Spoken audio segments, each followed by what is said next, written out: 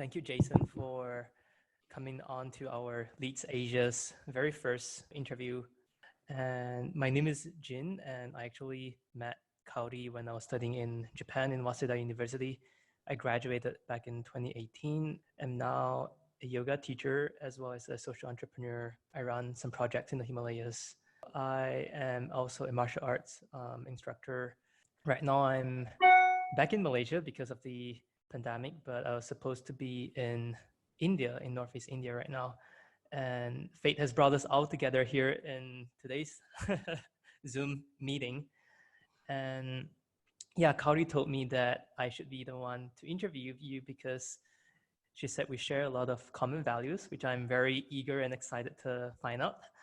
But I listened to your TEDx talk yesterday about conducting your body, mind, and heart. And that was I find that really, really enlightening and enjoyable. And so I think there's a lot of things that you could share with us, both from your life experiences and your professional career.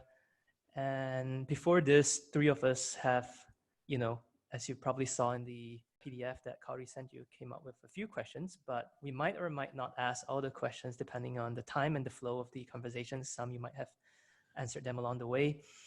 And after asking all the questions, if we have enough time, then I'll open up just for free, casual, personal questions and stuff. Sure, I'm happy to chat.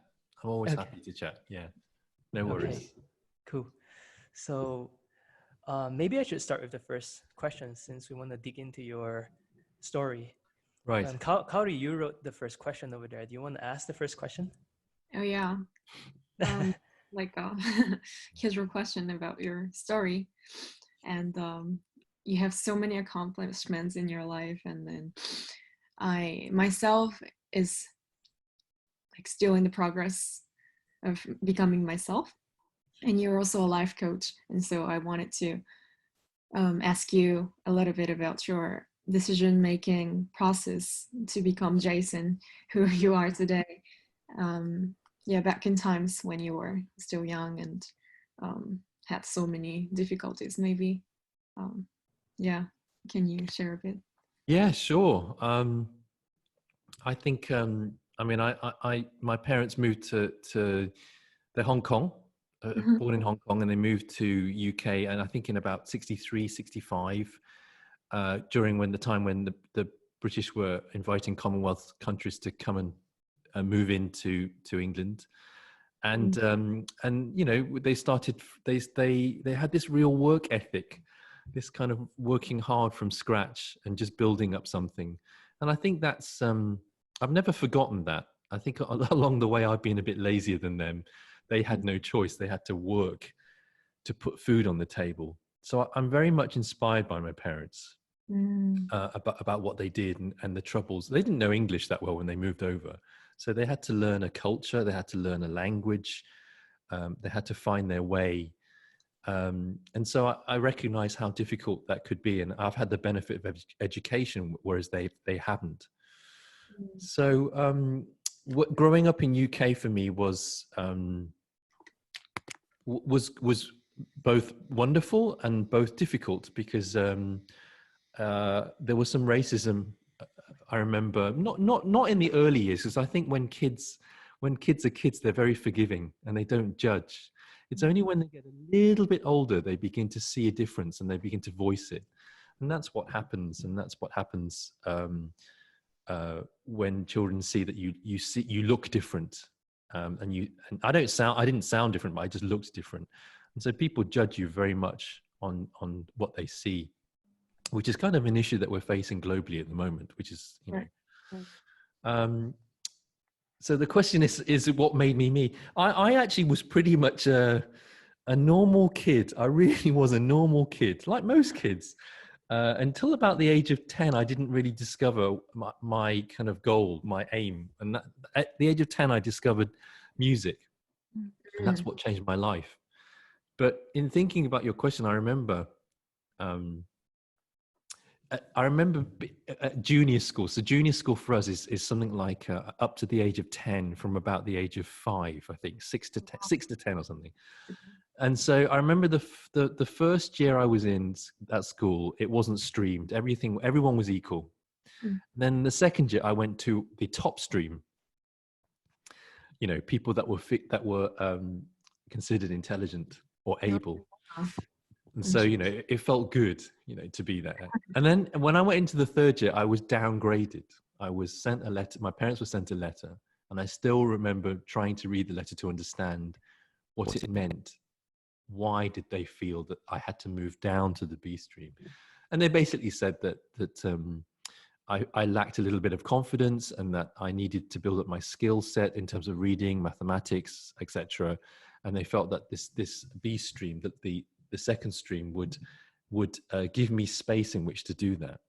And I remember feeling shame, and I remember feeling inadequate, and I remember feeling as if that I just wasn't good enough. I really remember feeling that. And I think that was something that stayed in my mind, I think, as I've gone through life. Because in a way, I'm trying to prove to the world that I am good enough, in a sense.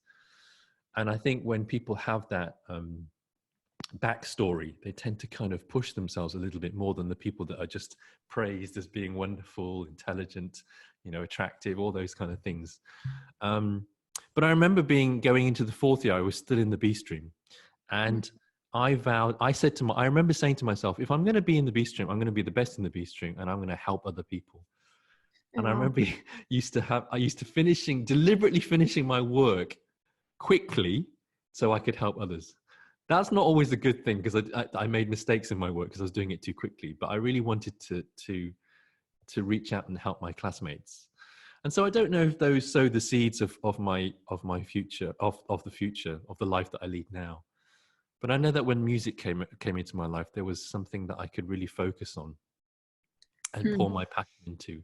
And I think I knew from a very early age, from when I first started music, that was going to be my thing that I wanted to concentrate on. I don't know how I knew. I don't think people know these things. I think they just experience a connection to the thing that they are doing, and they like that. And so they want to explore it further. And that's what happened for me. And it kind of grew and grew and grew. And I think that's what happened for me. I think you pointed out something really interesting, that at a very young age, you were already thinking about not just your own personal growth, but also in helping other people. So who planted in you this value of wanting to help others? I actually don't know that question, because, you know, when you're young, you kind of don't see the world like that. You just kind of do what you feel's right. But I know that when my mum passed away a few years ago, there were stories that I heard around that time when friends gathered together to celebrate her life, that she had always helped other people. There was this story that people told me about how my mum would help someone, and one day someone saw her along the street pushing a mattress on a shopping trolley, because she was helping a friend move a mattress from one house to the other. And so I don't know. I think, and my father's the same. He was always helping other people. I think they both knew the struggle of being foreigners in a foreign country, and that they were helping each other. And I think maybe it came from that. Maybe I saw that as a child, and that instilled in me something that I wanted to help other people. I haven't always helped other people in the way that I could have. I mean, I wish I could have done more at times, and I'm trying to do that again now in my life. But it was definitely there in my life, and maybe I felt that other people had helped me as well, and I wanted to give back. Or maybe there was a helplessness in me that during that time in which I was downgraded in people's eyes, that there was a helplessness that I needed to overcome. And my way of overcoming that was to help others. When you're helpless, then if you add help, then maybe that kind of neutralizes that. That could have been in my head. I don't know. It makes so much sense to me. Yeah. How you became who you are. Yeah, maybe. Thank you so much. Well, as you probably see on the PDF, the second question that I wrote was about what's hidden behind your biography, but I'm thinking of rephrasing this a little bit and asking you about what's your identity, or what you consider as your own identity, as well as you can look at this from two different perspectives. One is that, what is your current identity? And another point of view that I thought of as you were speaking was, you moved to the West at a very young age. And so you're part of the third culture kit, or TCK. And Yeah. so how was your cultural identity? And, as I don't know if you consider yourself a Chinese or Hong Kongese Chinese, and, living in the West and moving back to the East, how would you look at the question of your identity as a whole? Great questions. I first would like to address the idea of biography, if you don't mind. Sure. That when you asked me, when I received that question on the PDF, I immediately thought of what biographies are. And usually, I don't know, as far as conductor biographies or musician biographies that you get in programs in the concert hall, they're kind of a list of what your achievements have been. And in a way, it's to persuade an audience that you're good and that you're great and that you deserve to be on that stage, or you deserve to be in the public eye, or you deserve adulation in some way. I think that's what biographies are. And often they're a list of things, of orchestras that you've conducted, of pieces that you've done, and of soloists that you work with. And I kind of get pretty bored of that. I don't find it very interesting. I think a soul biography would be much more interesting. So for instance, how have I failed in life? What have I achieved? What could I achieve? What has failed me, or how have I failed others? I think that would be a much more interesting biography to read if we could do that. And maybe that when we prepare our biographies, we should think about our soul biography. Right. and see how we can affect that biography, because it's not written in stone. That's what fascinates me. So I think that ties into the identity question. I think I used to think that biography was very important, and that it was set in stone, and that you had to achieve, otherwise you couldn't list it down somewhere. And now I realize that's only part of the picture, and that only plays into my ego and my narcissism, which I thankfully think they're both healthy most of the time.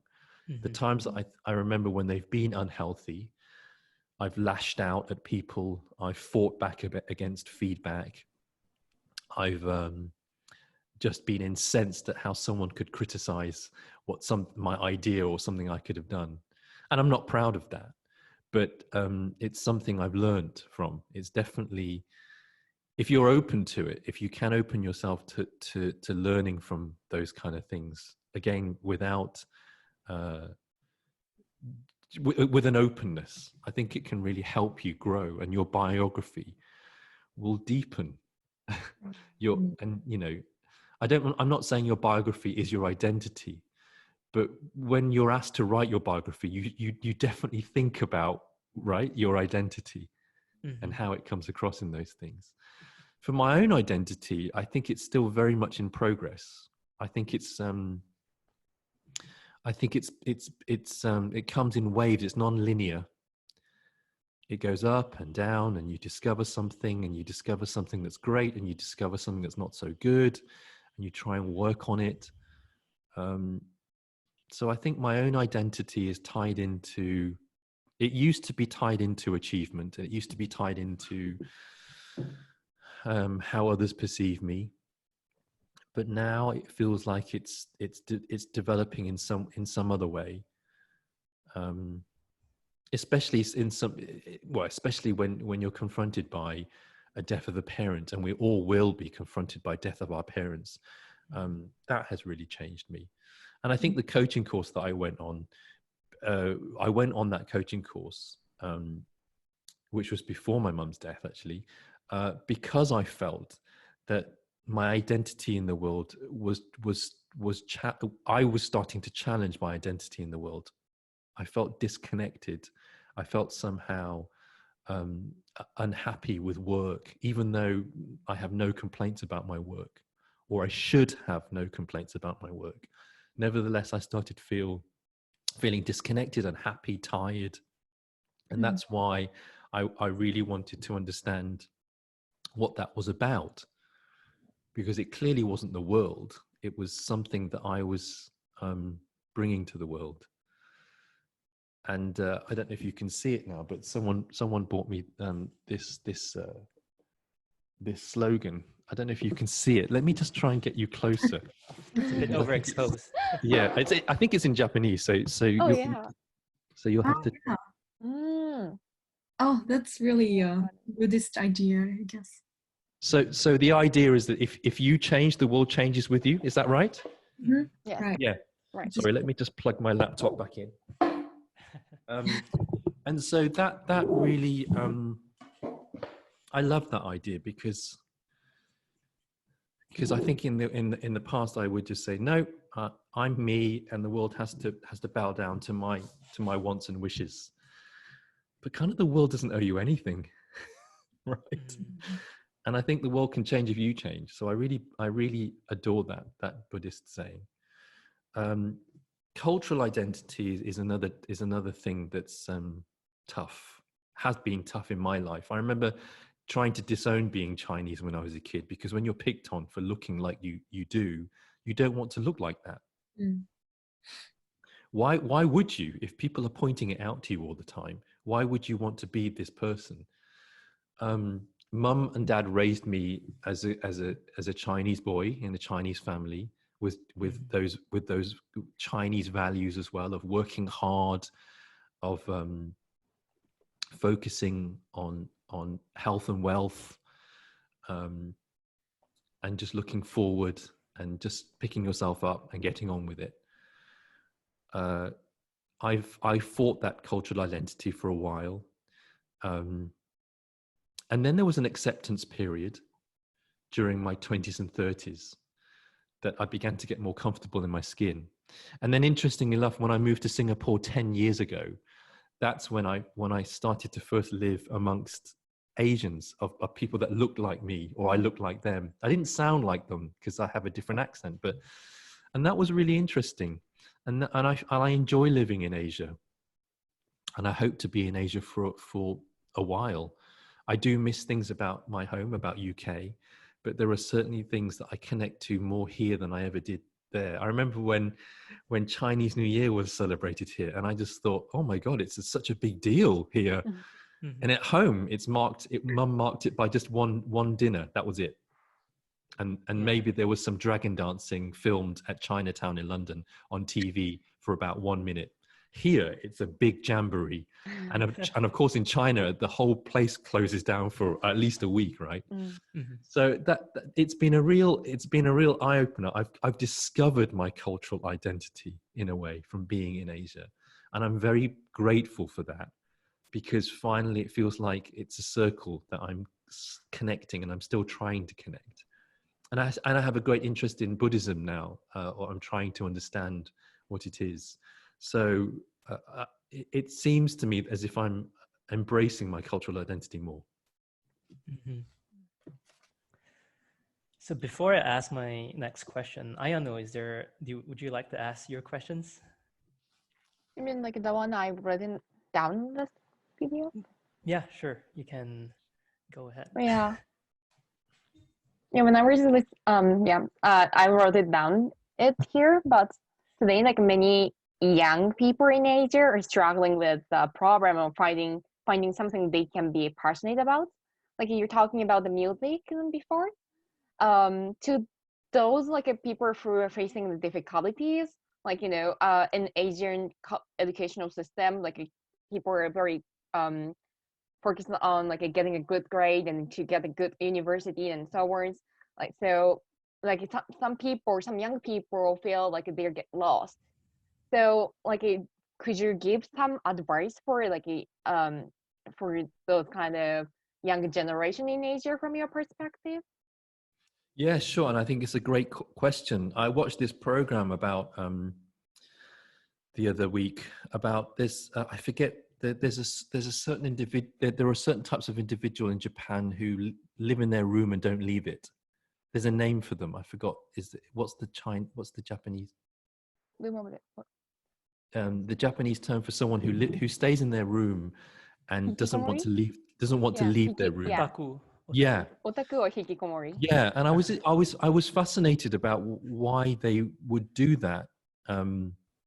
And it seemed like the documentary was suggesting it was a combination of factors, not least to do with some trauma that they went through in their family, but also a sense of not being good enough, of not being able to be in the world as themselves, because their fear of not being valued. And I think this is certainly a disease and a plague which, unfortunately for the younger generation, is more difficult, especially with things like social media. Because when I was a kid, we didn't have such things. We were in effect protected by that in a way. I never do Twitter because you can't have a nuanced conversation on Twitter. Twitter is about you saying what you think because you think you're right. And I don't care what you think, because what I think is right. And unfortunately, I think a lot of people, and I'm not just saying young people, lots of people use Twitter, but I think it affects people like yourselves who are at the start of your careers, that there's this kind of, well, can I say this? Am I good enough? If I think that, there's a whole host of things that go through one's mind, even before you've started to understand your own mind, or you're beginning to understand your own mind. And I think that's really tough. I'm not saying for 1 minute that you should cut out technology or social media, because I think as much as it hasn't helped, it has also helped. But there's a danger that with deepening mental illness in young people, which I believe is tied to this idea that you're not good enough. I think that's a real concern. And I think also the younger generation give themselves a hard time because they're expected to be fully formed after they graduate and go out there and know exactly what they want to do in life, which is a complete fallacy. I was lucky that I found music, but I wasn't sure if I was good enough to have a career in it. I certainly wasn't sure.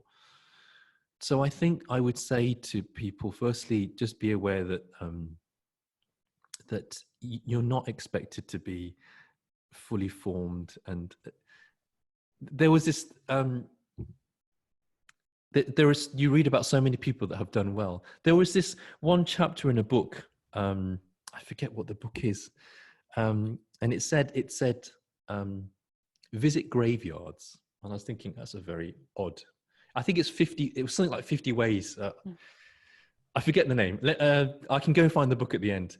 And one of the chapters was about graveyards, and I was thinking, that's really interesting. So what's this chapter about? And the writer said, go and visit graveyards because it reminds you of things that have failed or things that have gone. And he was talking about how we only read about success. We only read about the companies that have succeeded, the people that have done well. But think about the 10,000 companies that had to fold or didn't do well.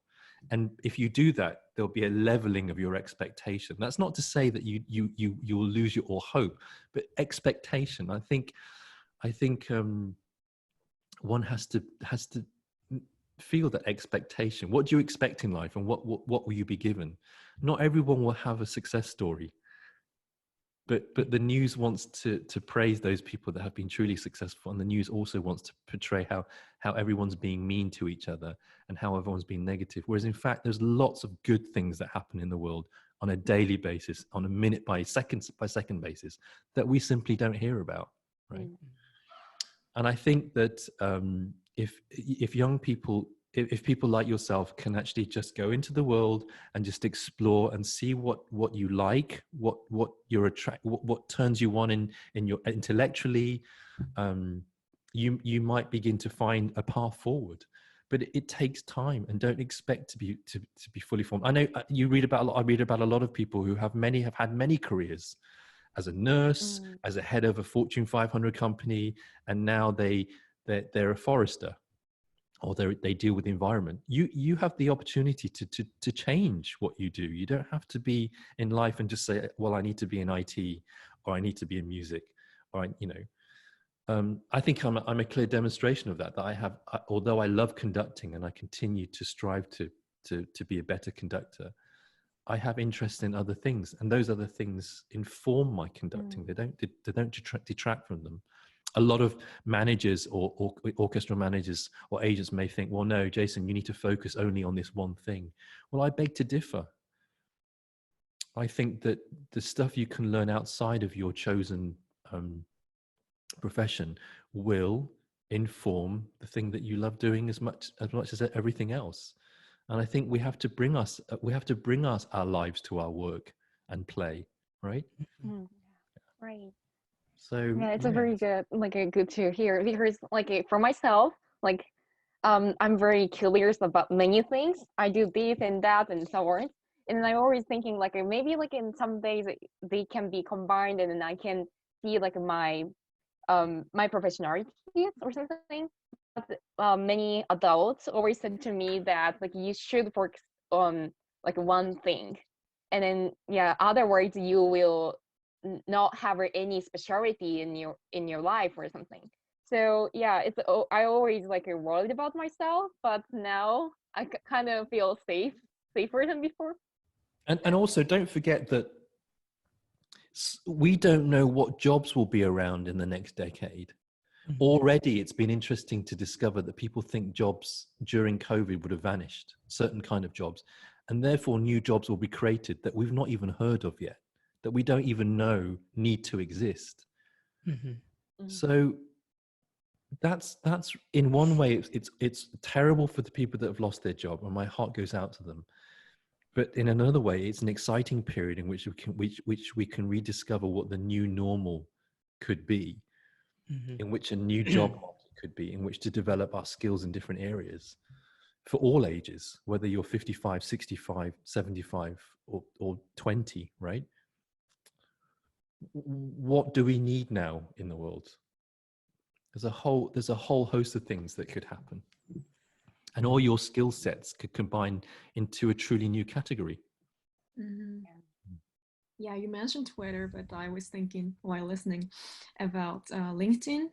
I feel so many people around my age are using LinkedIn to show how accomplished they are. And I feel as if I'm forced to join one of them, and I need to list up all the things I've completed in my life. But then I was thinking there are so many other factors about me which constitute myself. And then I guess a very accomplished man like you standing up and say that it is not really the most correct thing to do in this stage of life, I think it's very influential and impactful to society. So I hope in the future, when I'm in 50 or 60s or 70s, looking back on my life and say that, this is what I did because Jason told me to do this, and then proud of myself. I just wanted to say thank you. No, thank you very much. It worked for me. I'm not necessarily saying you have to take exactly the same path. I mean, for some people, it's necessary to get yourself out there, to get in this world, and then you can kind of consider what your soul biography is. But don't forget that biographies are constantly being written. They're not set in stone. And I think that in this world, sometimes you have to learn to play the game a little bit, and then learn to stand back from it. Because I think I'd be naive to say that I can just I don't have to kind of conform to any set patterns in life. I think there are certain things that one are led by, but what I'm saying is that those things can lead you into something that then you can discover your own path. And I've been led by things that I felt I've had to do, and then suddenly things have taken a turn. So yeah, I mean, you could completely forego being on a LinkedIn. I'm sure that you can live a great life without being on LinkedIn as well. But it's interesting to, like you say, to see people and see what they've written about themselves on LinkedIn. Mm. That's also, be curious. Curiosity is a huge thing that I've learned in life that yields a lot of interesting things. Yeah.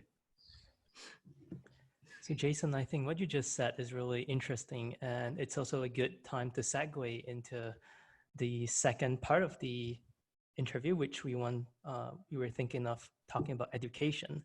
Yeah. And you spoke about, about it's not that important to know what you really want to pursue in life, or to not live up to the expectations of other people, but rather to explore it as you go along in life.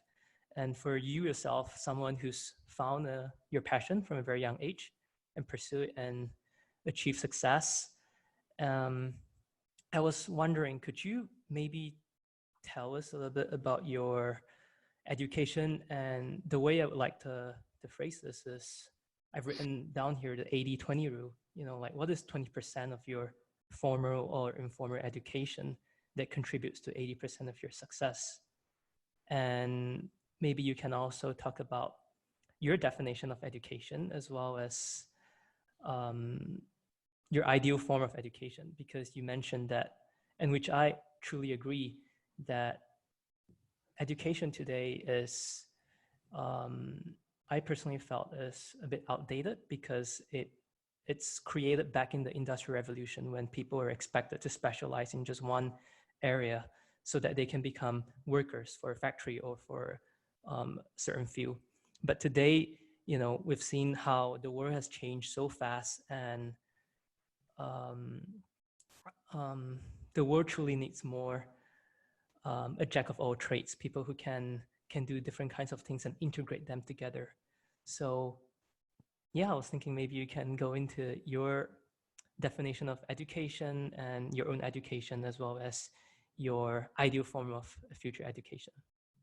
Great. Yeah. Yeah. Education is education is key to I think people say to a brighter future. I'd say it's a key to understanding yourself, and so you can actually begin to interact with the world.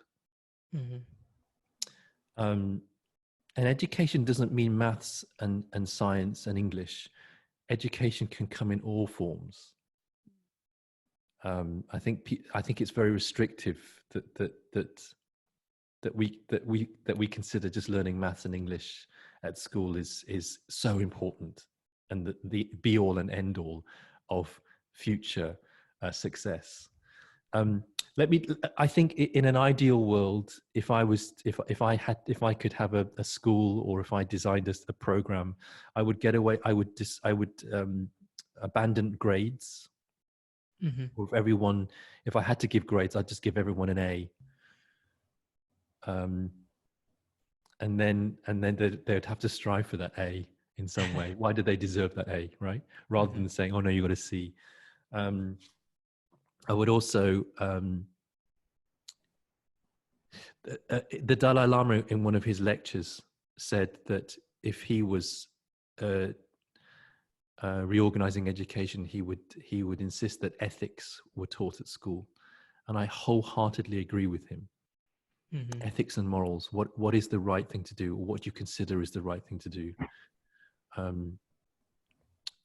What is morality? How can you exist as a just or good person in this world? I think that's so important that people tend to overlook. And it's about hitting targets. It's about getting somewhere. It's about achieving something. And if you're not at that level, then you're considered a failure. And I think that's a terrible thing to put upon someone of a tender age. Some people would argue, certain cultures would argue, well, you've got to be, it's a jungle out there, and you got to be strong. And if you can't be strong at this age, then you're going to fail in life. Well, I don't consider that to be true. I think when you're younger, you need to have the the ability to explore things, and you need to feel safe in that territory. And if you're constantly threatened by your parents wanting you to have great grades, then where are you? You're just a learning robot. You're not learning anything really. You're learning how to regurgitate facts. Mm-hmm. And so I think learning needs to be at everyone's pace. I think get rid of grades. I think learn ethics and morals just as much as you have a need to learn maths and English, but also learn skills that help you in life. I thought about your question. And I thought, well, where would we be if we didn't do maths and English? Because the geniuses in the world, surely they would have had to understand that they had an inkling at school to know that they were going to design great inventions one day. I believe that genius will just show itself. It doesn't matter if you put a genius in a school that doesn't, that, you know, in any school, they will just somehow create themselves. But for a vast majority of us, I'm not saying that we don't possess that ability to invent and inspire, but maybe in a different way. And so we all have different skill sets and all have different strengths. And so I think a great school would celebrate that and not tie everyone having to be at certain standard at a certain age in their life. I think that's what disrupts and actually sometimes destroys people, I think. I'm just trying to think, what else did I... yeah, and I would also pay teachers much, much, much more. Because, and I think a lot of parents have posted online during COVID, oh my gosh, I now know how difficult teachers find it.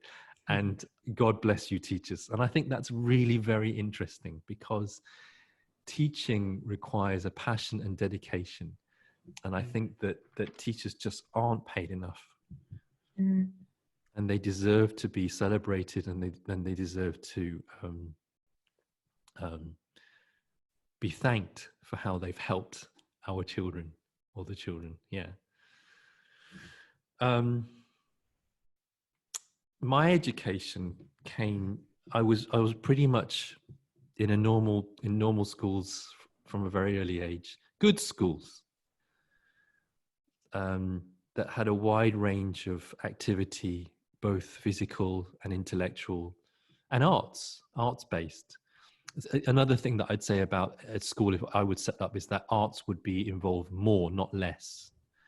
There tends to be in countries at the moment a removal of arts from the syllabus. I would add more, not less. And I know you have a question about culture and arts later, and I'll seek to give you my opinion on that. And so I was in good schools, and then eventually I went to a music school. I auditioned and went to a music school, they call it a specialist music school. It wasn't about what background you were from. It was just purely about if you could play an instrument well, come, and we will help to build up your ability, and we will hope to inspire you to become a musician. And that was a very, very special time in my life. The 3 years I spent there were some of the best years of my life. Lots of things I learned about music, but also because it was a boarding school, I actually learned a lot about myself and about interacting with other people. So from a social skill, it was also a very interesting part of my life. But from a music's point of view, it was for me breathtaking. Then from there I went to university and didn't have such a great time. I went to Oxford University. That wasn't the university's fault. It was my fault. Well, not my fault. It was my trying to find myself during an awkward time of my life, 18, 19, 20, 21. I didn't feel I fitted in. And then the imposter syndrome came back to me. The imposter syndrome has haunted me throughout my life. And I think it haunts a lot of people, that they think that they actually don't deserve to be somewhere because they're not good enough. So that was a tough time for me. So I would always say a sense of curiosity has helped the 20% is the curiosity to find out about J.S. Bach and about Haydn and about Beethoven. No one led me to that. I had to do that myself. I didn't know who to turn to. And so I did that myself. another important thing I'd say in education is ask for advice, is seek wisdom. Don't be afraid to do that. I was afraid to do that. I think maybe because I just felt that people had no time for me, or because I was Chinese, they probably wouldn't like me asking them questions. But seek wisdom, seek mentors, I'd say, definitely. So curiosity, I would say, to the 20% is curiosity has given me 80%, has given me the 80%. Very cool. You just touched on a quick topic on mentor, which could be elaborated on a greater scale. I was wondering if you could maybe share some stories of your mentors in life, because you're now quite a mentor to many people as a coach and as a conductor. So maybe you could share with us a little bit about your own mentors and how they've inspired you in life. I think part of my sadness is that I didn't feel the arrogance in me felt like I didn't need a mentor, or the arrogance in me felt like I knew it all. And I think maybe along the way, the sense of curiosity turned into something that fed my ego and my narcissism. I'm not saying, for instance, for a moment, that to stop being curious. I'm saying that's how it felt for me. It turned into something. And I remember there's a book by Suzuki's, The Beginner's Mind. And the first line is a beginner's mind has possibility, whereas an expert's mind has less possibility. I'm not remembering it so elegantly, but I really am fascinated by that. And I think I for most of my life pretended I had an expert's mind, and so there began to be less possibility. I mean, don't get me wrong. I have sought advice from people, such as there was this one conductor called Sir Colin Davis, who now unfortunately has passed away. And he was a wonderful, warm human being. And he told me that as a young man, he was deeply arrogant and felt that he knew it all. And he came from a time in life in England, I think during the 1950s, 50s and 60s, there was that real totalitarian approach to conducting, that what I say goes. Don't argue with me. And that's you need to listen to what I'm saying. And it was very interesting that he said that he absolutely looked back on those periods of his life with horror. This was when I was talking to him when he was late 60s, 70s. He said he looked back on his early part of life with horror, but he thought that was the only way that he could have behaved, because everyone else was doing that, so he should do that. He didn't question it. And I remember saying to him one time, we were talking about how to conduct a bit of music, and there's a symphony that Brahms wrote, Symphony No. 1, and in the last movement, after the slow introduction, the fourth movement, there's a slow introduction, and then a beautiful slow theme unfolds, kind of like the Ode to Joy theme in Beethoven's Ninth Symphony.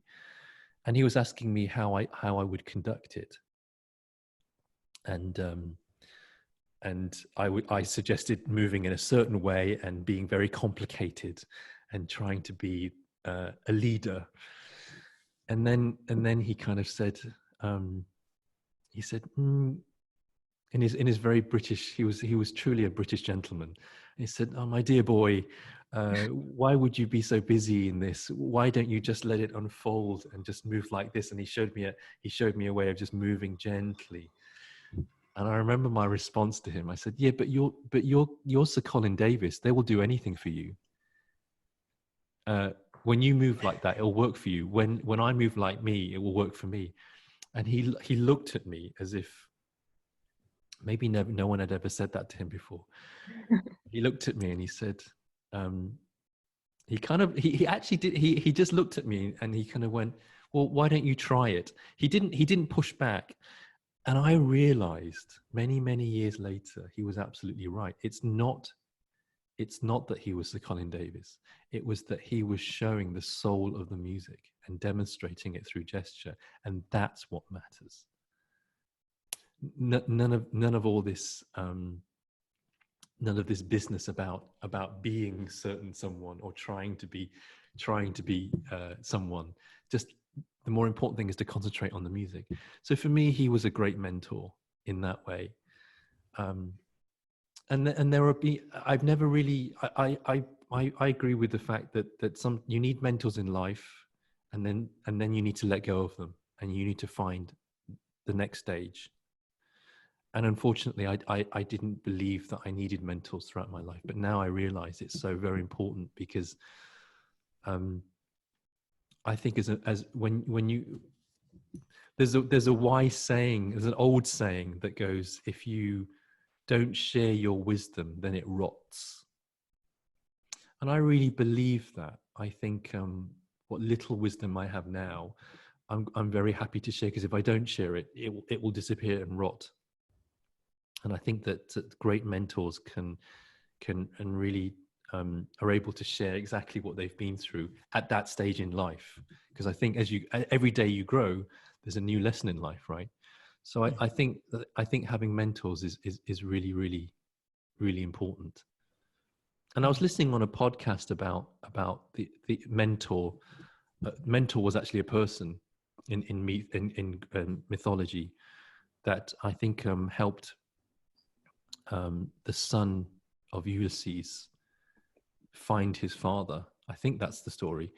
I might have got that wrong, but so basically he's upset that his father has been away for so long, and he wants to go and find him, or he doesn't know what to do, and then he meets Mentor while walking along a beach or by the water, and I think Mentor says to him, well, have you voiced what you want to say and what you feel is important in life? And he goes away and considers Mentor's advice, and actually then goes away and speaks to people, speaks to a lot of politicians, and he finds a way forward. He finds his path, and I think that's an inspiration that mentors in life can help you find your path forward, or at least point you in a certain direction, and then you can explore that path. And you may not like that path, or you may think that path's not the one that you need. So to answer your question, I forgot the question. The question is about mentors, right? Yeah. You definitely did. Yeah. But so you just shared your own education, and then you shared some of your mentors. And I was thinking before I invite Kari to ask you the question about the power of music, I would just want to ask you one more question about you yourself as a mentor at this moment of life, because now you're a coach to many people. And can you maybe tell us more about your role as a coach, and what do you do, as well as how do you help your mentees find their purpose in life, or their work in achieving success, accomplishments? Yeah. Right. So I love doing things like this as a mentor to younger people. I love having these conversations, these chit chats, these Q&As, because it gets me to think deeply about my own life, my failures, my successes, how I've got through things, resilience. And so I really enjoy that. So mentoring for me is a two-way process. You asking me these questions helps me mentor myself as well, as share some kind of wisdom. As a coach, I think everyone would benefit from being in a room with a stranger and just being able to talk about whatever they wanted for an hour a week, or an hour every 2 weeks. And that's what a coach is there for. Coaches don't, and there are many different types of coaching. I do developmental coaching, integral coaching. Coaches don't give you answers. They don't try and fix solutions. That's not what we're about.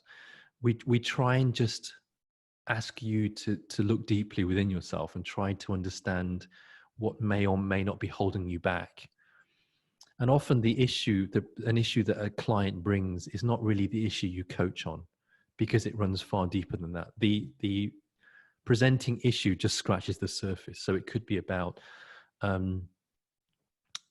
not being able to fulfill your not being able to get a promotion at work, and you feeling frustrated about that. So through many conversations, you might discover that the person has a need to demonstrate to the world that they're successful. Mm. And then you begin to actually explore why they feel that they have that need.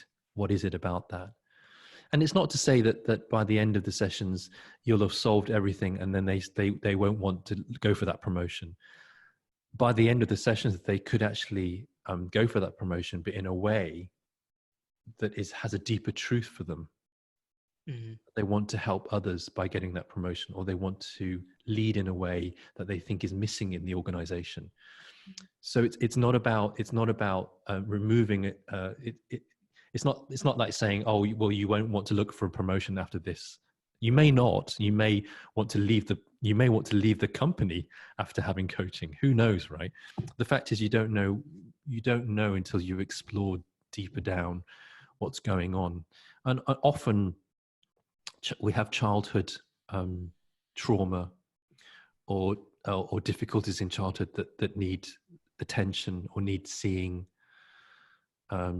We've had regrets, we've had guilt, we have to deal with the voice in our heads, which is the super ego or the inner critic.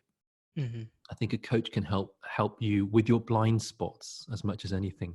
I know that I've benefited from being coached. And I find it extraordinary when I sit in front of a client, a coachee. I feel so honored that they've shared their story with me, because it's a very deep and personal story, and it unfolds in with time. You'll never. I try now to see my clients for a minimum of 6 to 12 months. It won't be done in 3 sessions. There's a lot of things that need to be explored and seen and heard, because maybe they don't feel seen and heard. Mm-hmm. So I find stories, these stories that they share with me, amazing, deeply amazing. Some of them are very tragic, some of them are very inspiring, but they all have inherent value, and they show me the value of the person sitting in front of me as well. Because I think we forget that we are value itself, right? We are value itself.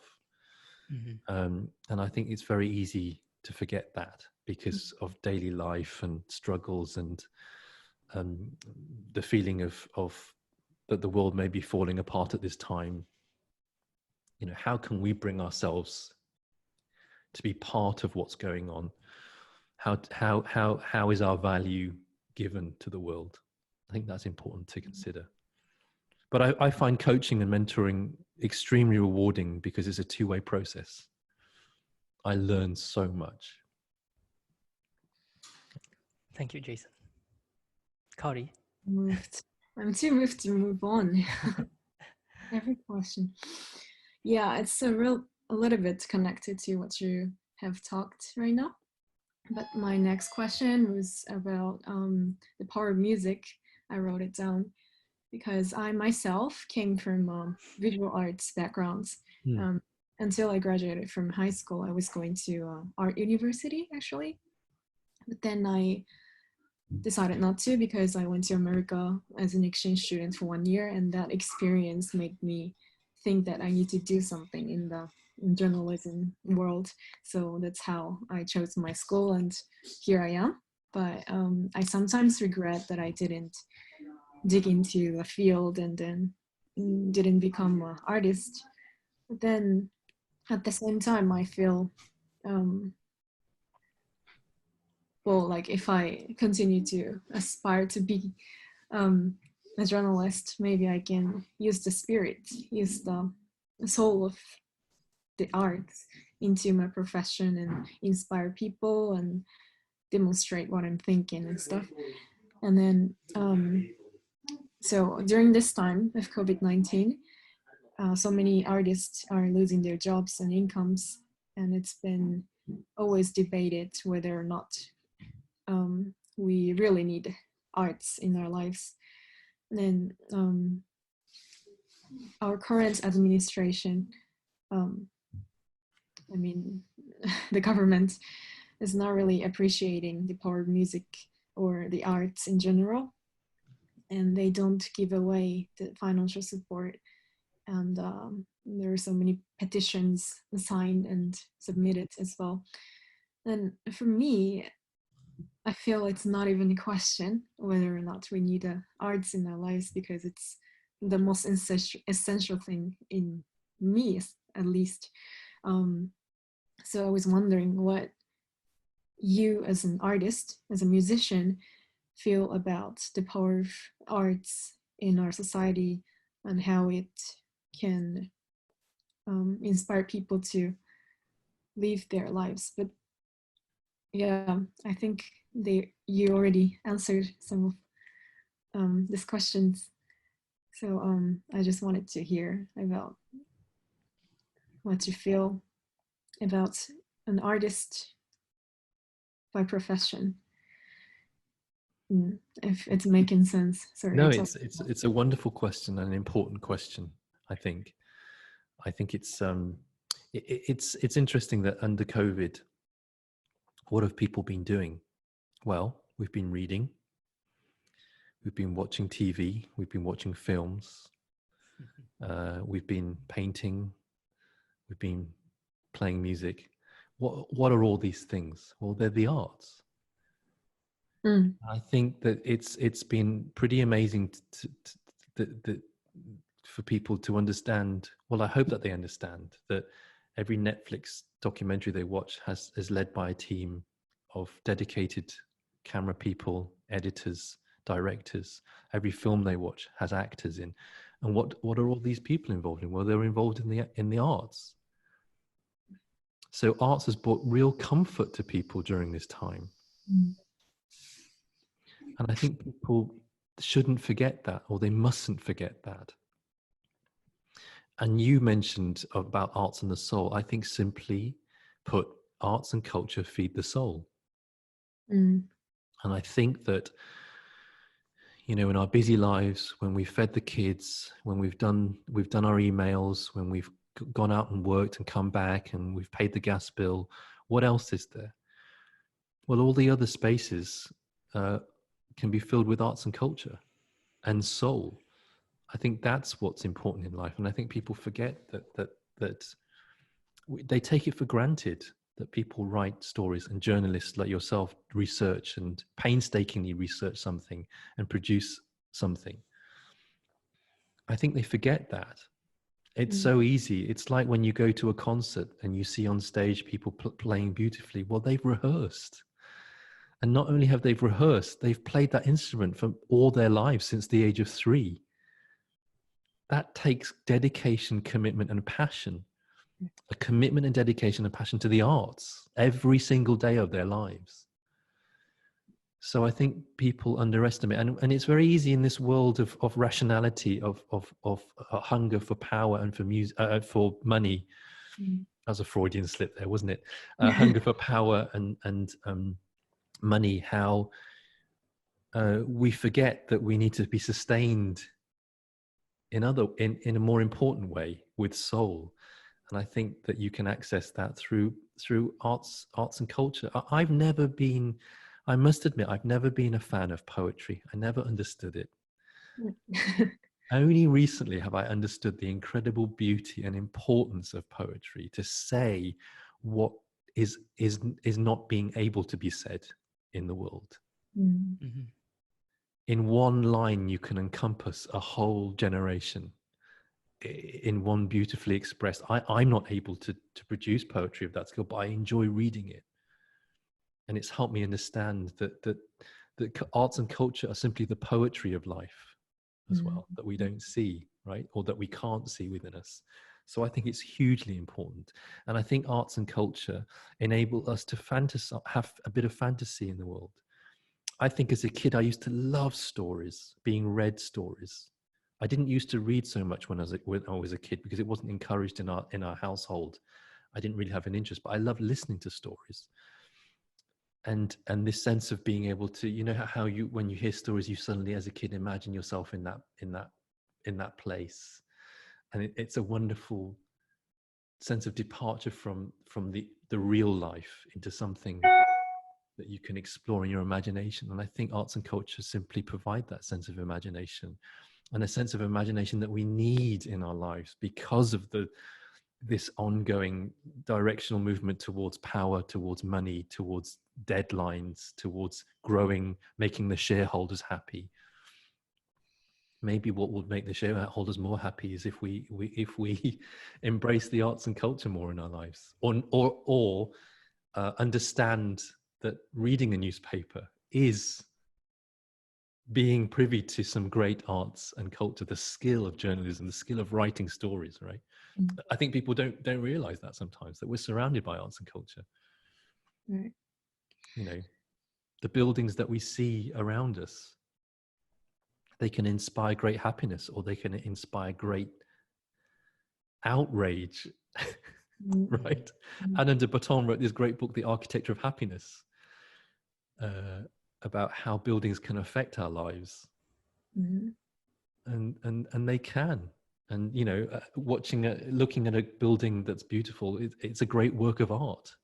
And then watching a building that just sits in our city that has destroyed our lives can be just awful, just like a dagger in the heart of a landscape, right? It really affects us more than we give it credit for, I'd say. So arts and culture is extremely important.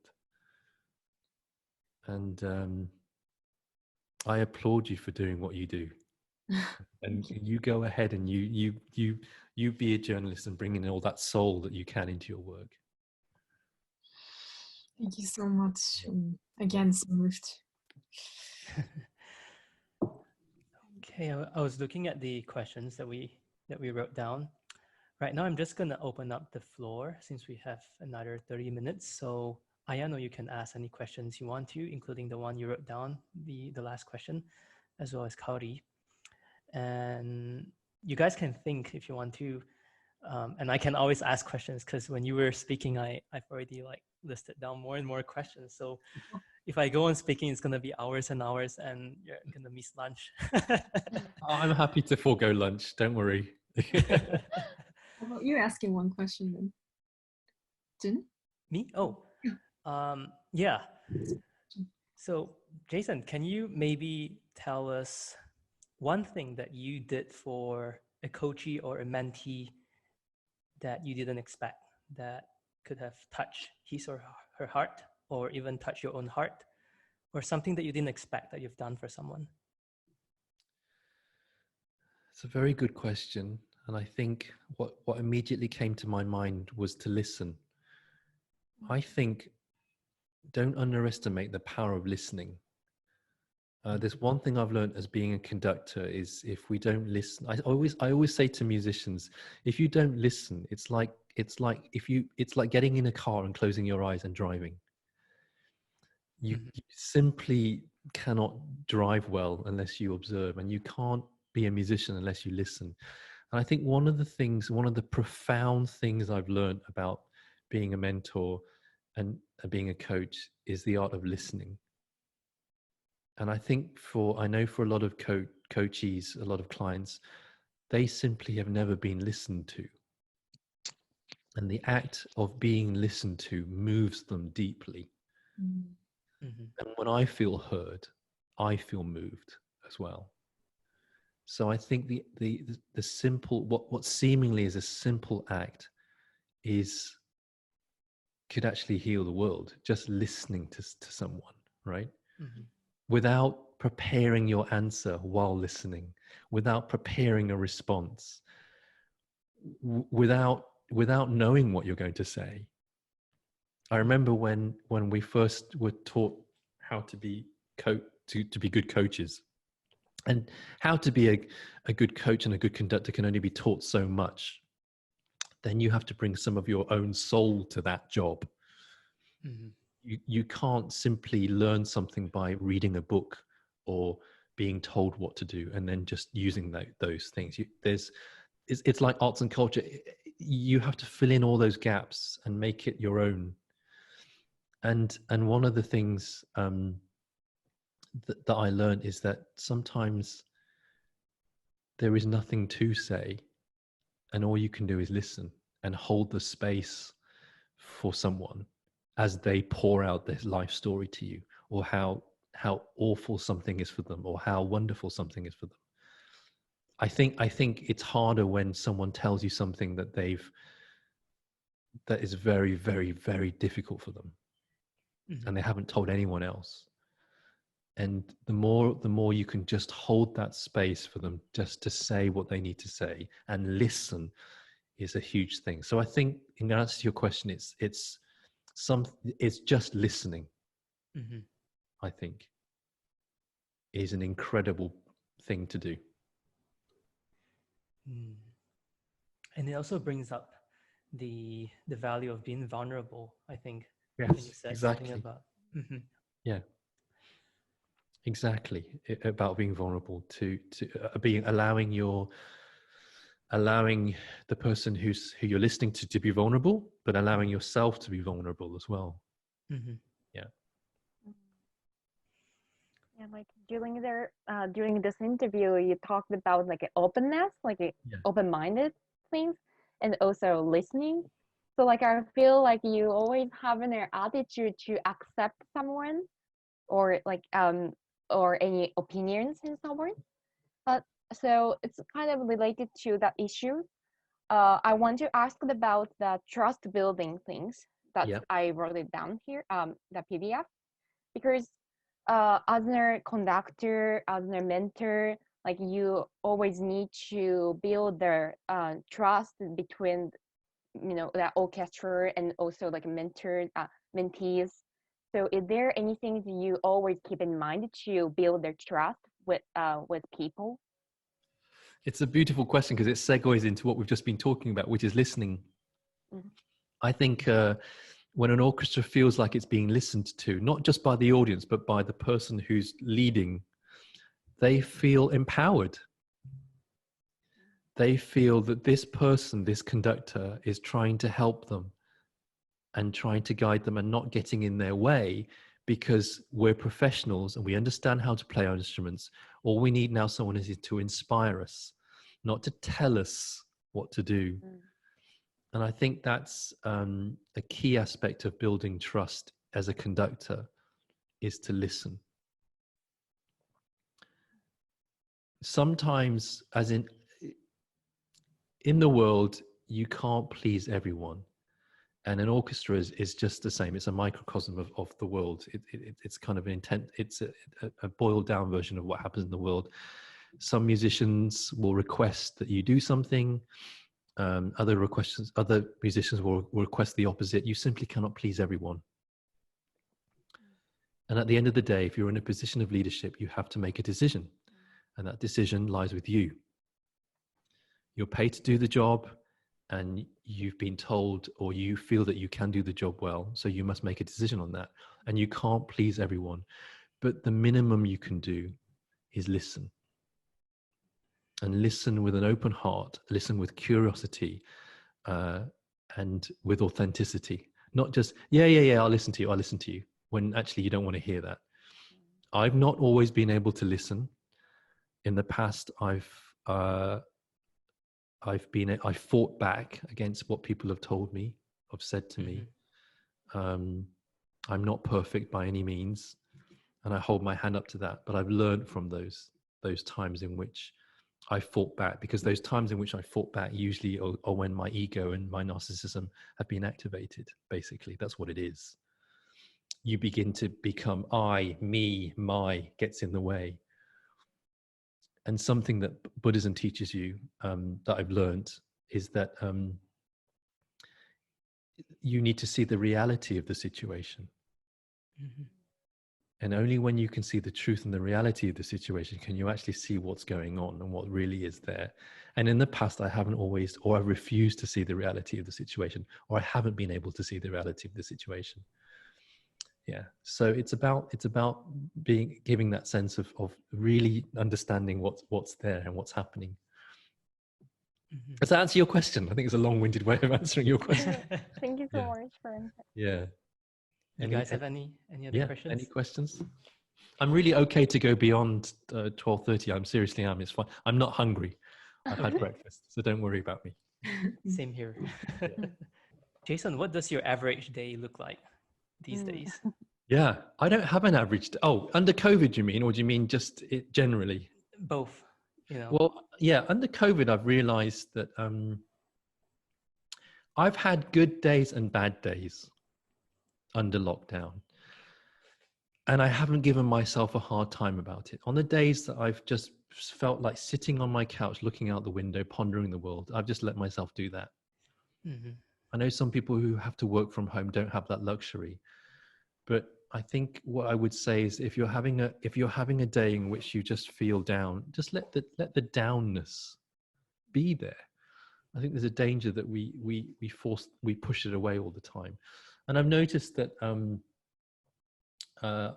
one of those people that actually like freedom in life, just have a sense of doing what needs to be done or getting things done. If I know I have deadlines, I'll do things, but just to kind of what kind of like feeds the soul. But I've noticed that some days I really need a bit more structure. So I kind of just loosely do a structural day. And I write it down in a notebook, and I kind of try to keep to it. And it could be an hour of work, an hour of reading, an hour of off time, and repeat the cycle, and then building in time for meditation and stuff like that. So I find again, there's as in before COVID, I don't have an average day. Mhm. And so every day under COVID has been different. There have been days I've been tearing my hair out because I can't get my sourdough bread right. There have been days in which I've read the whole day. There have been days in which I've just taken a 2-hour walk and it's just really helped me. And there have been days, as I've said, that I've just felt completely down and rejected and dejected. And I've just let myself feel like that. I don't have an average day. And before COVID, it was different because I like to give myself a lot of time in which just to explore. I'm not one of those people that has a desire or a need to fill every minute of every day. I know there are some people in the world that have that desire and need. And I feel that when we are like that, we're always just stuck up here all the time. And I personally need time to just to have some space to deepen and just to feel some sense of freedom as well. But because of the work I do, I have a rehearsal some days, and then other days I'm out on a shoot, on a documentary somewhere, and I've had to travel to China for a week. And I'm getting up at 6 a.m., getting back to the hotel at 7 p.m. Some weeks are very, very quiet, and I'm able to read and reflect. So I don't really have an average day, and I'm very, very grateful for that. Mhm. I'm extremely grateful for that, because a lot of people say to me that the only reason why they're in their job is because they have to pay the mortgage and they have to look after their family, which is absolutely necessary because we need to make money to do those things. Mhm. And I can earn a living and have this sense of freedom, and I'm so very, very grateful for that. Mhm. And I think all of us can have that if we want it, but we have to make concessions. We can't have everything we want in life. Mhm. So something has to give. Yeah. Yeah, I feel exactly the same here. Like I graduated in March this year, and then my grad school only starts in September. So I'm enjoying the freedom at home and Yeah. just discovering myself, and I'm doing this thing to connect with people and be inspired, hopefully to inspire others as well. I mean, how have you all coped under lockdown? Have you Well, found it very difficult, very easy, mixture? in the beginning, I would say it was difficult because I had to change my plans for the next 2 years, which was something I was planning for almost 3 years, I guess. So it was a bit difficult, but at the same time, I gradually realized the value of being at home with my family, which I can't do normally And in the past 4 years of college, I was always, running around, being busy, and I never appreciated the time being at home. And so it's really so great that all of us can stay together.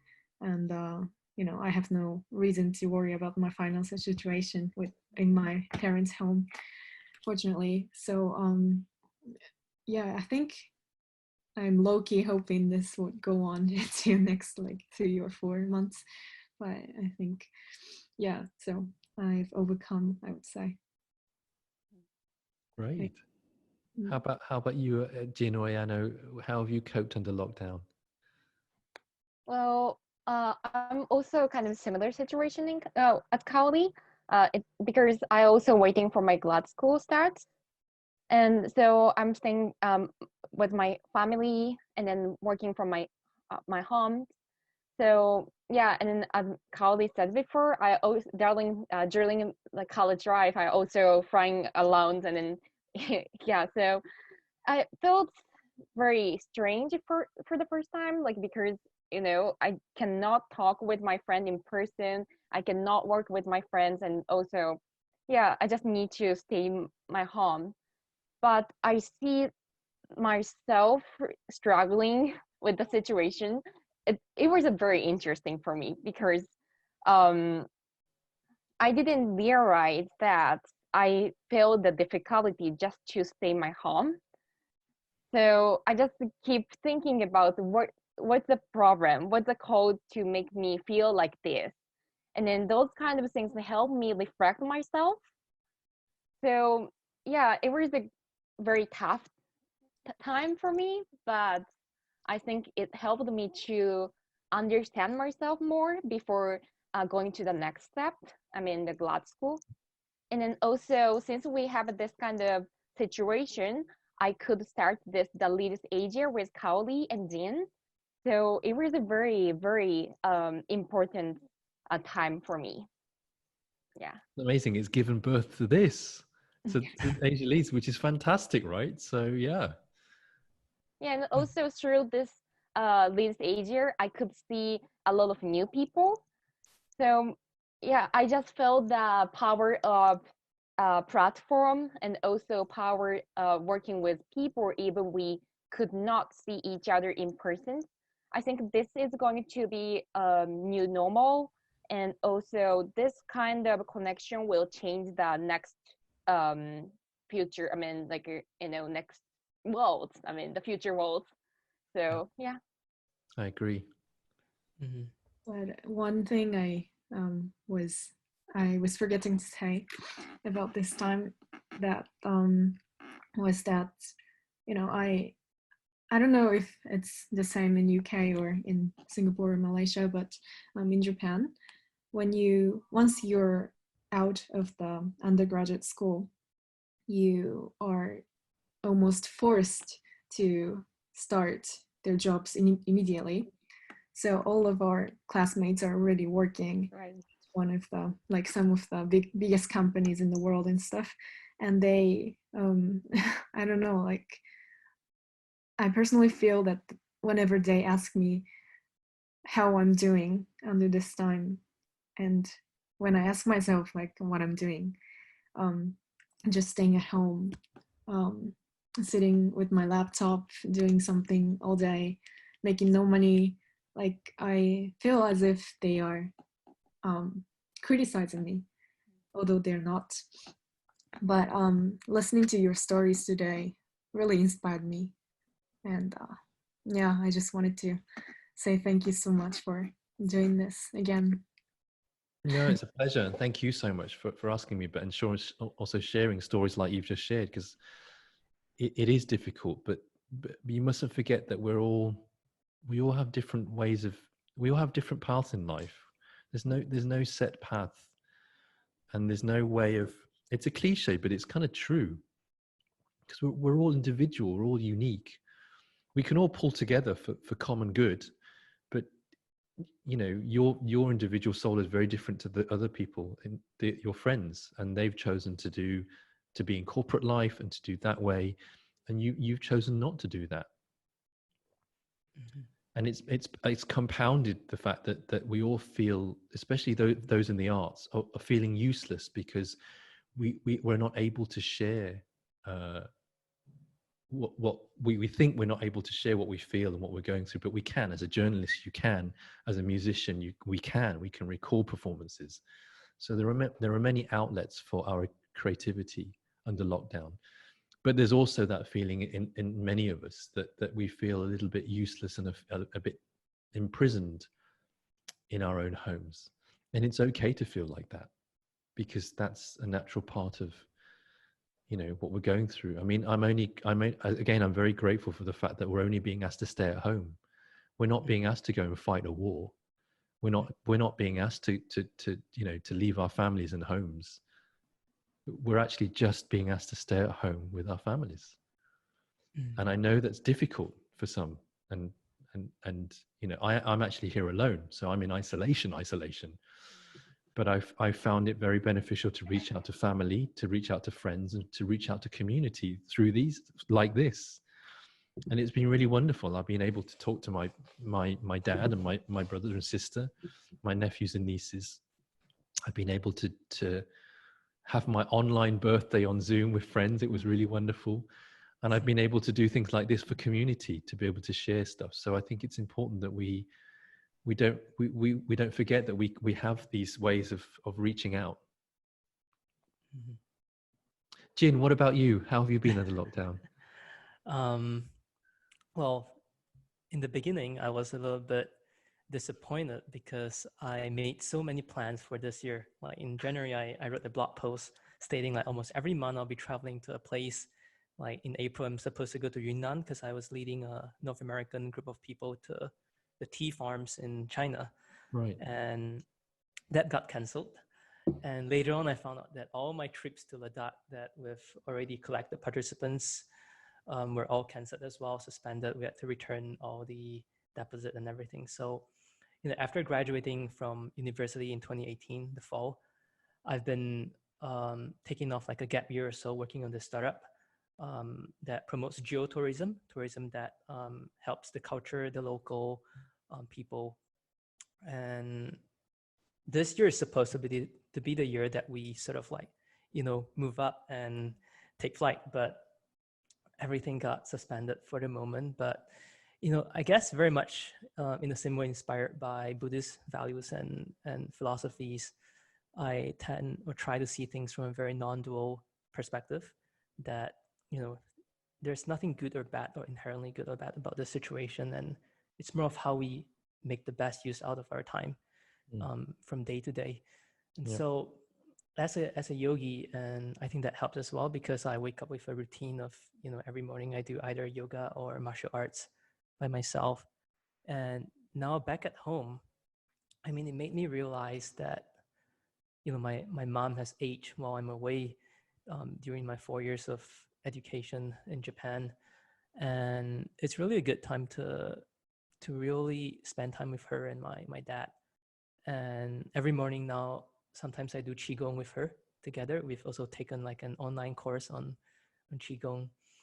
And I'm also using my extra time to work on my podcasts, the Echo Flow podcast.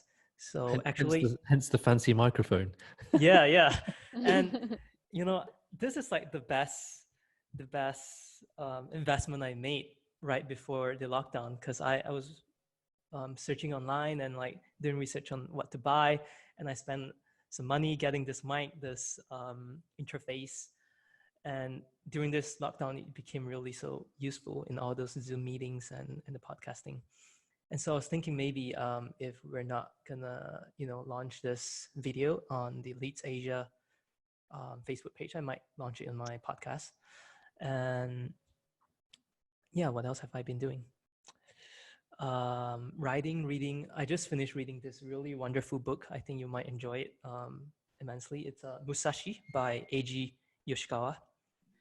Can you spell that for me? Yeah, sure. Musashi. So MU. Yeah. SASHI.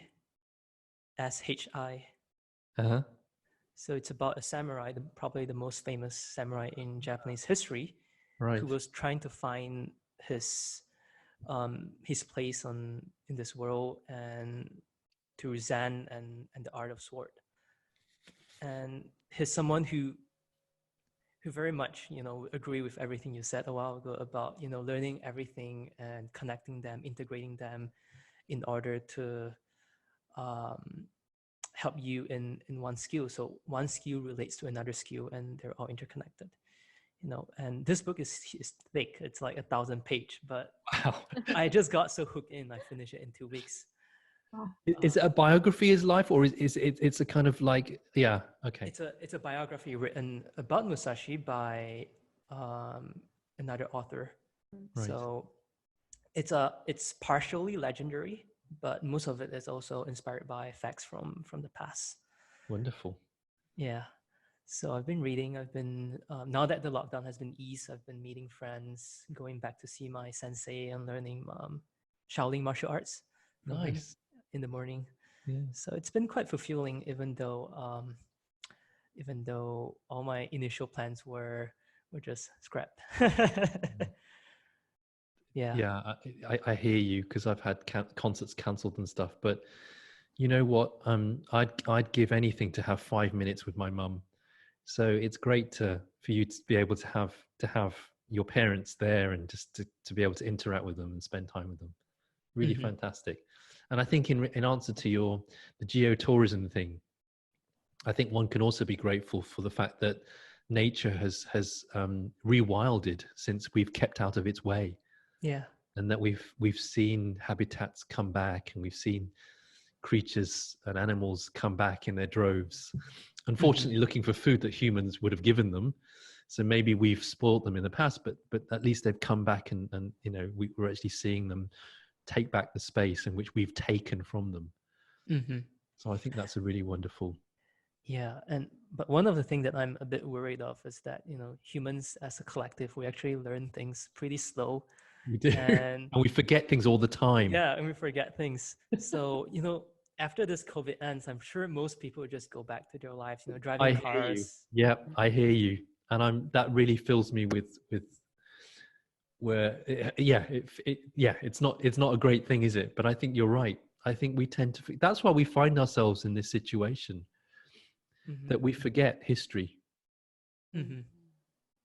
Yeah, we forget why Black Lives Matter, because we conveniently forget 400 years. Yeah.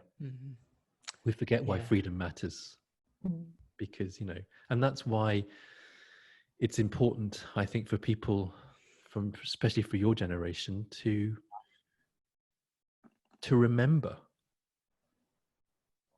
and help us remember, the older folk. There's one thing that I heard on a podcast, Living Myth by Michael Mead, a wonderful podcast about mythology. And he says that in the world there are a lot of old people, but we don't have enough elders. So elders that are imbued with wisdom. So we have a lot of people who are old, who have no wisdom, certain leaders of certain countries, for example.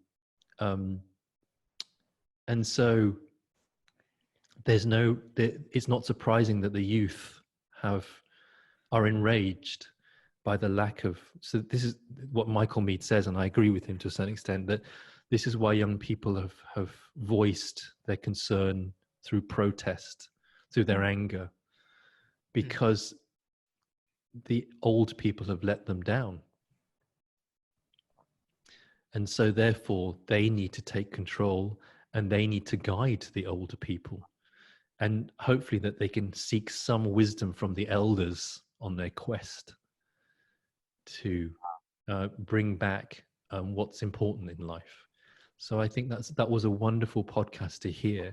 And I really loved that idea of how, in a way, that we failed you, the older generation, people older than myself, have failed you. So it's therefore you need to make sure that you heal the world. I found that pretty inspiring. Do you remember what podcast was it? It was called Living Myth Living Myth by Michael Mead, Meade, and the episode, gosh, I'll have to get back to you about exactly what episode it was. But can you see it? Can you find it? Living Myth by Michael Meade, Meade. Is it called? Let me just check that I've got that right. Yeah. Yes, right? Mm-hmm. Yeah, Living Myth. Yeah. Really great podcast that has Michael Meade, who has always been inspired from an early age by myths, by mythology. Not by myths, falsehoods, but by mythology, by stories that have told, that have transcended time. So the stories of Ulysses or Ulysses' son meeting Mentor, for example. Mm-hmm. And I find them truly inspiring. Yeah. So if you have time, listen to one or two of those. Yeah. Mm-hmm. Yeah. So, just to make this kind of fun to sort of end this, I guess. Yeah. Maybe we can ask you some just fire questions. Yeah, sure. Well, what's your favorite book? Oh, there are so many. Oh gosh, I can't think of. My mind's gone blank. Usually I read nonfiction. Okay. I don't really tend to read much fiction because I think I enjoy.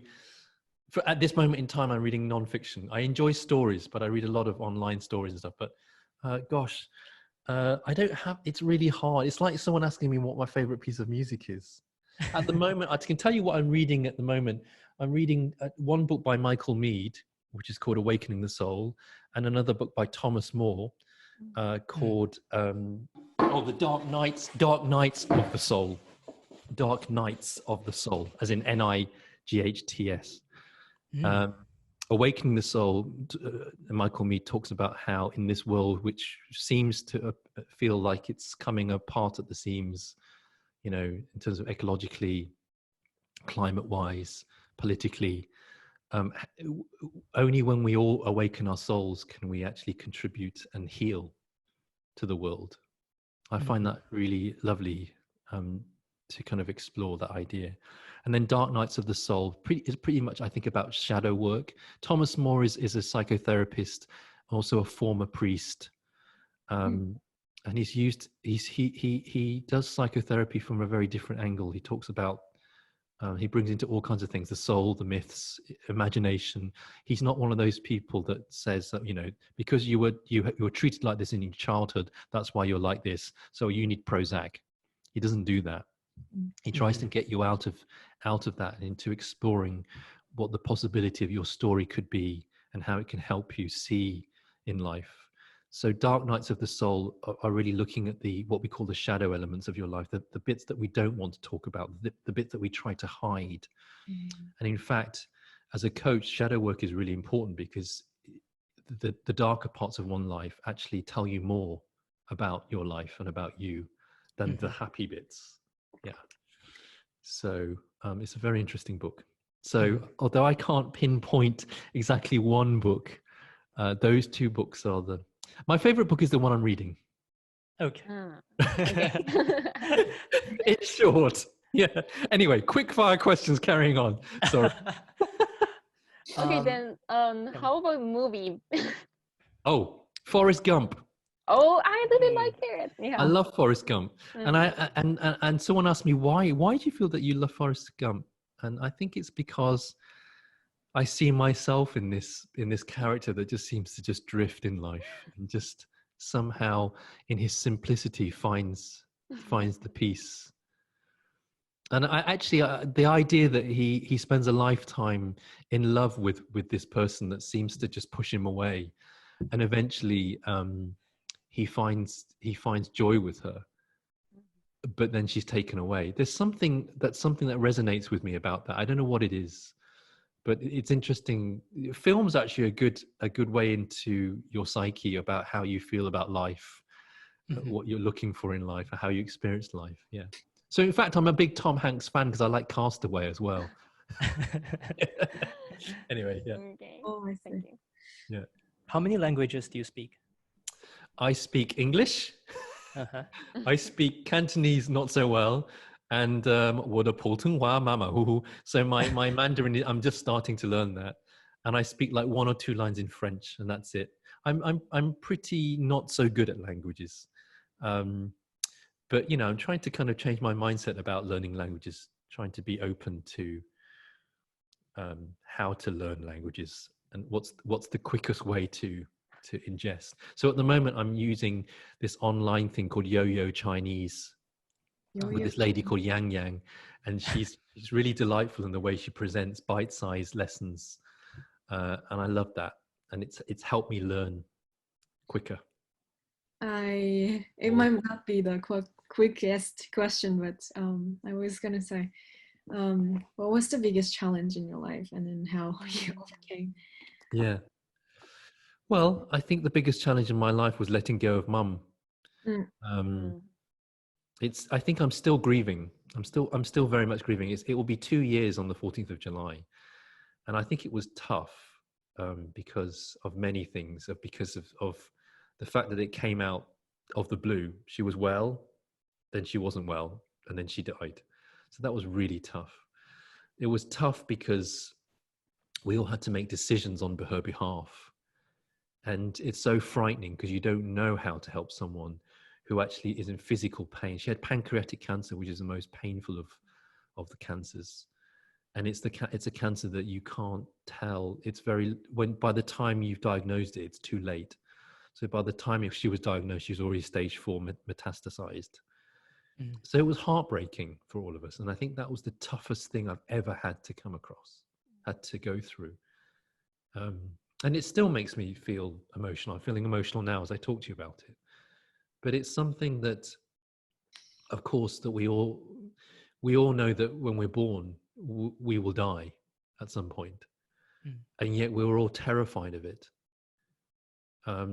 I was watching some videos about why people became Buddhist, and one person, a person who worked as the people that drive the ambulance and work in the ambulance and the nurses. She said that she saw the immense suffering of people in the ambulance and how they were just terrified of dying. And she didn't want to be in that position. So she wanted to prepare herself for death. And you can think about that in a morbid way, but it's not meant to be like that. I think as Buddhists, if you can prepare yourself for death, the time of death will be just very tranquil. And so my mum handled it with great tranquility, with great integrity, and with great honor. But it was really hard for the whole family to go through. So I think that's the hardest thing that I've ever experienced. And I think it will be hard. I think it's hard for everyone to experience that. But my God, it really teaches you some lessons about life and about death. So it's a kind of rite of passage. I think losing your parents or losing a parent is a rite of passage. And it's a rite of passage that you need to go through and you need to experience because it will give you perspective. Yeah, I'm or sorry. losing anyone, actually, your family. Yeah.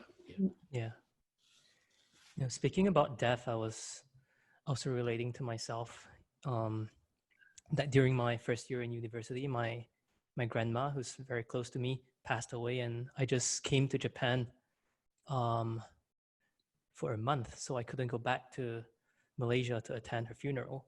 Right. But I mean, she passed away in a very peaceful way, so that gives me a little bit of comfort, even though I wasn't there. But later on, my uncle also passed away when I was that was even earlier, but which had a really huge impact on me because he died of a heart attack, which was quite sudden. And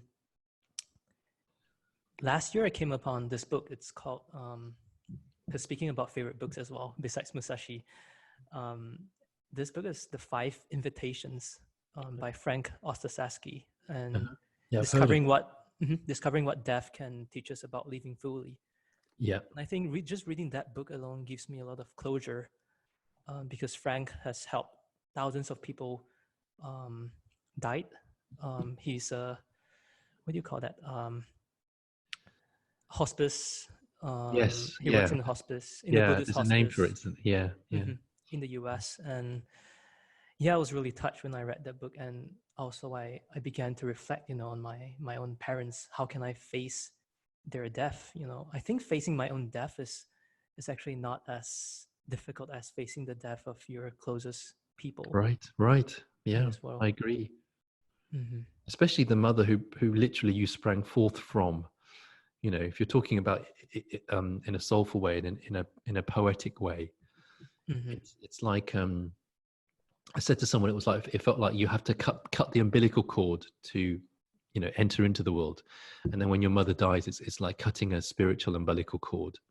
Mm-hmm. And so you have to do it twice in a way, and the second one is much harder because you're not even aware of the first one.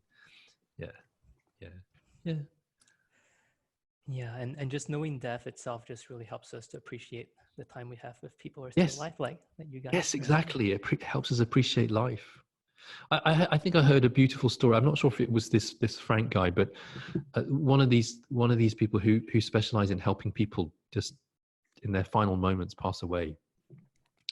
He said that he was this person. I forget his name. He was in. I think it was New York, and he was with this very cranky old lady who all her life had fought for rights. For female rights and for all kinds of causes. And so she was a real fighter, and she was finding it trouble to sleep, and she was very in the last stages of her life, and she just asked, can you help me? And he talked to her, and at one stage she was just really struggling, and he just said to her, why don't you, if you can, just really sense into your breath.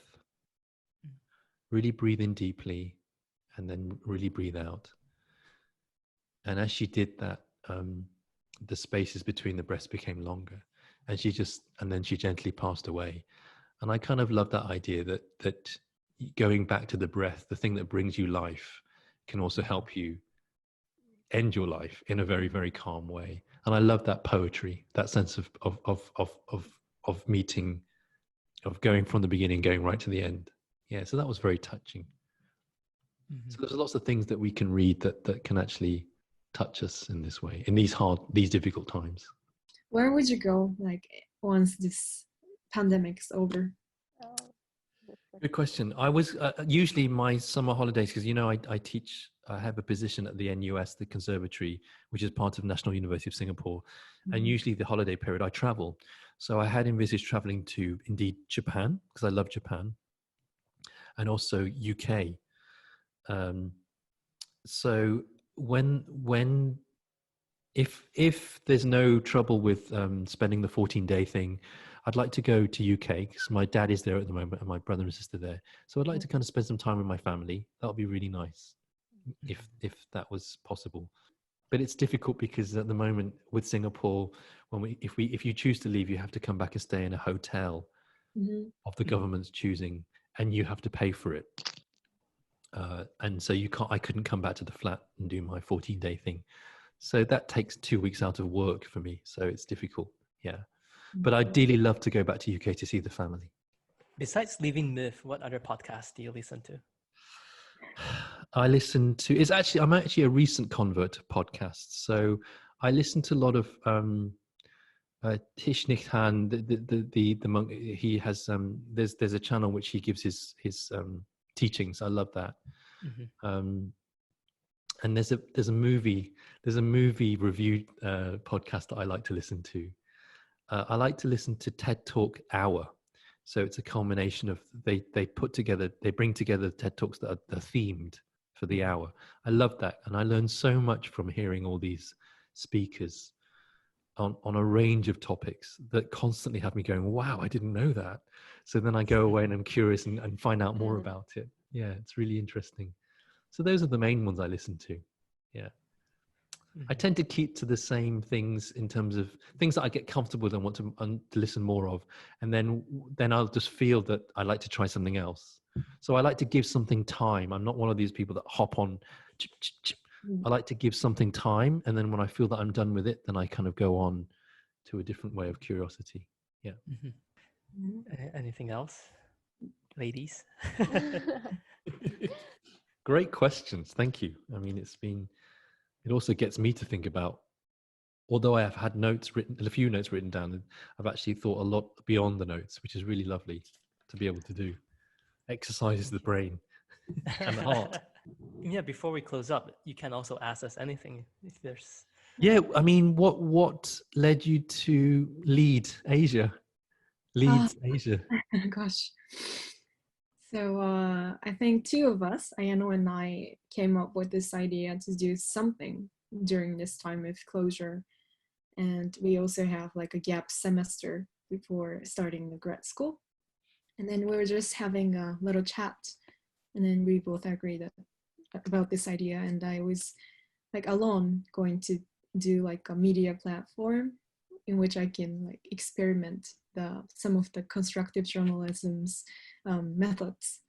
And then I shared it with her and she agreed with me on this idea, and she somehow brought many more ideas to this project, and we developed also with the Baishen PR team, right? And then we made a presentation. right. And the paper. And then yeah, we recruited some of my favorite friends who I admire the most, including Jin. And then yeah, thankfully we have almost like 15 members now. Great. Yeah, it's I hope it continues to grow. yeah. Thank you. I think so too. I think it's a great idea, and I think any forum for discussion and sharing ideas, I think is wonderful, really wonderful. Yeah, like during this COVID-19, I just felt helplessness because many people are trying to help like patients, like in the in hospitals. They're on the front line, and then but like when I see myself, I'm always staying my home, and it's very safe. And then I just start thinking about what's my body in this world, and then what can I do? And then yeah, as a young Asian, when I see that a lot of news about COVID-19, like those kind of things, like those kind of what media said, it's very important, but at the same time, those what they report always made us feel very negative. And I know that like we are facing a very difficult time, and also there were so many people in the front line and trying to handling the situations. So I just started thinking about what can I do and how can I go through this helplessness, this sense of helplessness. And then that is why like I started thinking about I start making a list for what I can do. And then for example, I was saying that like if maybe we can sell their t-shirts or something, like for the first time I sent to like a Kaoli, but like those kind of things. So I just trying to find a way to contribute to these societies by in our way. I don't know whether or not we can make their impact in societies, but I really wanted to do something. Yeah, because we have a time, we have a passion, we have a even we do not have the money, we can work. So yeah, that is why like I talked about my feelings with Kaoli, and then we started. So I really appreciate that like Kaoli talked about this constructive journalism things, and also like the idea of this. So it's a wonderful the way that you've used something that we're all going through, this difficulty, into something that's been creative. And as creative people, I think that's important for us to be able to create, and this is what you've created. I think that's really beautiful. It's really wonderful. It's a gift to the world. Mm-hmm. So I think that's really great. Congratulations, and I hope that you'll continue to use it in a positive and good way. Thank you so much. Thank you, and it's lovely that you've taken what you've learned from Baishan and the team and Ronna, and just kind of I'm sure they're deeply proud of what you're doing and what you've done, and it's great for them to see. I mean, I always think I love Baishan because I always feel that the team really think of you all as literally to their children, and they really want to help you and look after you. and help you grow in the world. And I think that's really beautiful. And I think what you're doing now is saying, yes, we've grown, and look what we can do, and look how we want to help. And I think that's really inspiring. Yeah, so good. I applaud you for this. Thank you, Jason. I think it's a very beautiful way to end this with your message. Yeah, thank you. It's been a pleasure to speak to you all. I'm sure we have other questions to ask, but that will leave us for future. Yeah, I'm happy to do this again. Just let me know how I can help. Yeah, I'm sure all the members of the Baishan team are happy to do this, or recommend people that can help you as well. Yeah. So I guess we should wrap it up here. And thank you so much for inviting Jason, Kaori, and Ayano, as well as Jason. Thank you for taking your time and effort to join us today. It's close to 2 hours that we. Well, it's flown by. It Yeah. just looks like, yeah, it's flown by. Yeah, great. I was having fun. Yeah. Same here. Yeah, I was really touched by what you shared, and I hope we get to meet you in person after the end of COVID-19. Yeah, that would be really great. I don't know where you'll all be, but I mean, I don't go so much to Malaysia, but I'm beginning to. But I do spend a lot of time. I try to spend a lot of time in Japan. So yeah, but there's more excuse to come to Malaysia. Where do you all travel to? You'll all be different parts of the world anyway, right? So I am actually in Penang right now, but beautiful part of the world. Yeah. Yeah, I will go back to China, Beijing, to work, probably from the end of this year. Right. But I do travel back to Japan quite a lot because it's been my second home in my heart. Yeah. Great. Yeah, it's in my heart as well. But I haven't explored Malaysia enough, and I'd like to explore China more. China is a very complicated country, and I think people's reactions to it is also very complicated. Yeah. I'd like to try to understand more about what's going on in the world about those things, because all we can do is educate ourselves. You know, on one hand, people are berating us for not saying Black Lives Matter, and then someone's saying, berating for someone for saying all lives matter. And so you can get kind of lost in, well, what should I think? What do I need to think? I think all we can do is educate ourselves in all of this. You know, our question is, how do you feel about the protests in Hong Kong? It's difficult because I don't believe in violent protest. But when you see violence from both sides, both from a certain portion of the protesters and a certain portion of the police, it's heartbreaking. It's really heartbreaking. And it comes back to this lesson of karma, right? You know, cause and effect, and how this can affect lives, your life and other people's lives. Hey, we're getting heavy again. Sorry to, but it's just interesting talking through these things with you guys. So yeah. Anyway, another time. Okay. Yeah. Great. Thank you very much.